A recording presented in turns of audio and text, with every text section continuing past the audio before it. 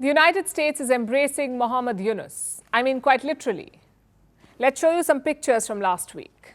Joe Biden met Yunus on the sidelines of the United Nations General Assembly and he gave him a warm hug. This is the same Bangladesh that Biden sanctioned, that he kept out of his democracy summit. So what has changed now? In simple words, the leadership in Dhaka. Washington had a problem with Sheikh Hasina. They accused her of subverting Bangladesh's democracy, of committing human rights violations. But Mohammed Yunus is an old darling.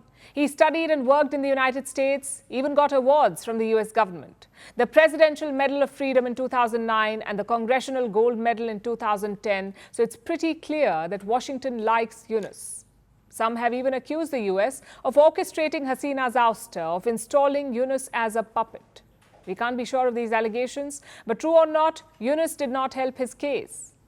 He did not just meet Joe Biden, he also met former US President Bill Clinton. Now, Clinton and Yunus have some history. As a governor, Clinton was inspired by Yunus's Grameen Bank. They kept in touch even during his presidency. And that chemistry was on full display. The whole nation, they mobilized the whole nation together. It's not just the young people. Every single person in Bangladesh support this cause. And I'm very happy that the support in the people of the United States to make that happen. And the sky's the limit. They want to make this Bangladesh called New Bangladesh. This engagement is quite unusual because the US and Bangladesh have not always hit off. Consider what happened in 1971. Bangladesh was fighting to break away from Pakistan, but Islamabad was America's ally. So what did Washington do? They opposed the liberation war. They tried to stop India from helping Dhaka. In fact, the US did not recognize Bangladesh until 1972, so the relations got off to a bad start and engagements were far and few. Only one US president has ever visited Bangladesh, and that was Bill Clinton in the year 2000.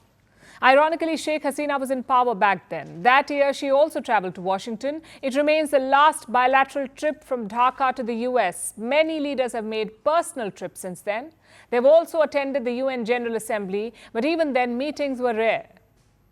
In fact, the last such interaction was in 1990. That's when General Ershad met George H.W. Bush at the United Nations General Assembly. So safe to say, Dhaka was not a priority for the US. Then what has changed now? Well, back then, Washington was focused on beating the Russians. Now they're focused on China. So the Indian Ocean has become prime real estate. Bangladesh has a 580-kilometer coastline. They also have around 150 islands. Washington could use Dhaka to contain China. Is Joe Biden thinking along those lines? Well, Sheikh Hasina says he is. In a leaked speech, she accused Washington of toppling her. She also said that the US wanted to take over a Bangladeshi island, apparently to set up a military base. None of this may ever get proved, but one thing is certainly clear. The United States is thrilled about the churn in Dhaka. Earlier this month, a US delegation traveled to Bangladesh, the first one since Yunus took charge. They promised $200 million in aid. And then came his New York romance.